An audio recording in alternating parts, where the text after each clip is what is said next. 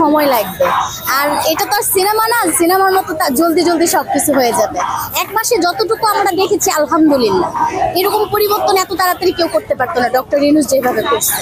এবং আমাদের ছাত্রদের তো কৃতজ্ঞতা, মানে আমরা কিভাবে ওদের করব, প্রশংসা করব, আমরা ভাষায় প্রকাশ করতে পারতেছি না। ওরা যে এত বড় একটা উদ্যোগ নিল, এত কিছু করলো, মানে এটা অবিশ্বাস্য। কেউ কি চিন্তা করছিল শেখ হাসিনা চলে যাবে? কেউ কি এটা বিশ্বাস করতে পারতো যে আগামী 10 বছরে এটা হবে বা আগামী 15 বছরে এটা হবে? কেউ চিন্তা করে নাই, কিন্তু এই ছাত্ররা করে দেখাইছে। দেখেন, প্রত্যেকটা বিপ্লব, আপনি ইতিহাস ঘেঁটে দেখে আসেন, প্রত্যেকটা বিপ্লবের পরে কোনো না কোনো সমস্যা থাকবে। এটাকে আস্তে আস্তে আমরা যদি আমাদের জায়গা থেকে ঠিক থাকি, তাহলে প্রত্যেকটা মানুষ এরকম যদি নিজের জায়গা থেকে ঠিক থাকে, তাহলে এটা পরিবর্তন করা সম্ভব। তাদের এই বাংলার মাটিতে এনে বিচার করা উচিত এবং জনগণের সামনে তাকে ফাঁসি দেওয়া উচিত। তাকেই দেশে জনগণ এই শহীদ মিনারে টাঙায় তাকে ফাঁসি দেওয়া উচিত। যা দেখতেছি আমরা, এগুলা মানে দেখে বুক কাঁপতেছে আমার। তার সন্তান তো মরে নাই, তার তো কিছু হয় নাই, সে বুঝে না, সে এই জন্যই পালায় বেড়াইছে। মানে সে যদি ছাত্রদের জীবনের কথা চিন্তা করতো, তাহলে সে পালাইতো না, সে থাকতো এখানে।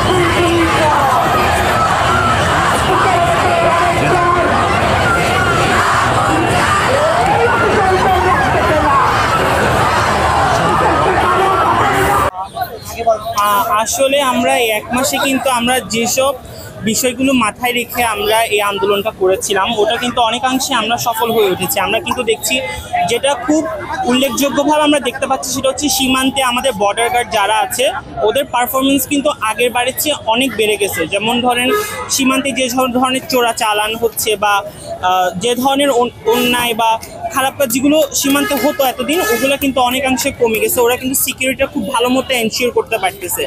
আর যেটা আমরা দেখতে পাচ্ছি, ল অ্যান্ড অর্ডার, যেটা এতদিন বাংলাদেশে বলতে গেলে ছিলই না, কিংবা নামমাত্র ছিল, ওটা কিন্তু এখন বেশ ভালো মতোই হচ্ছে। অ্যান্ড আমাদের সব কিছু একটা সিকিউরিটি এনশিওর হচ্ছে। অ্যান্ড আরেকটা জিনিস যেটা হচ্ছে সংবাদপত্র এবং গণমাধ্যমের স্বাধীনতা।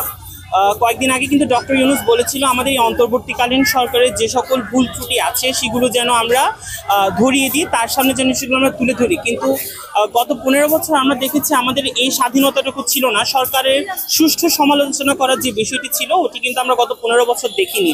তো ওই জায়গায় একটি বিরাট পরিবর্তন এসেছেন। এখনো তো মাত্র 1টি মাস হয়েছে। আরো আরো অনেক পথ চলতে হবে আমাদেরকে। আমরা শিক্ষার্থীরা সবাই আছি, আমরাই আগামী।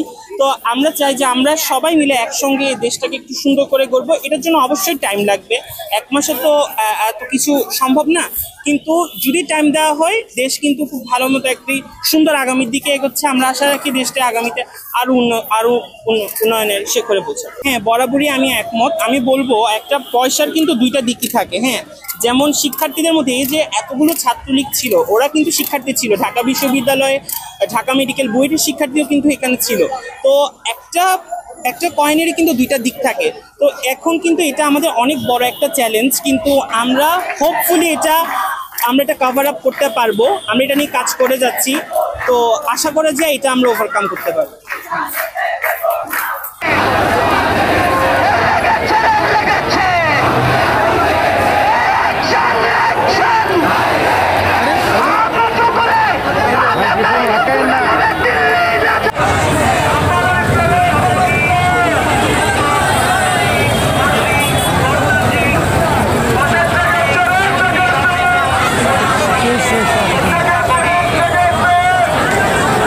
আমরা শুরু থেকে ছাত্ররা একত্রিত ছিলাম এবং শেষ পর্যন্ত যতক্ষণ পর্যন্ত না এই স্বৈরাচার ভালোভাবে দমন হয় ততক্ষণ পর্যন্ত আমরা একত্রিত হয়ে প্রত্যেকটা পদক্ষেপে একসাথে হয়ে কাজ করব, যাতে কোনো স্বৈরাচার রাজপথে নামতে না পারে।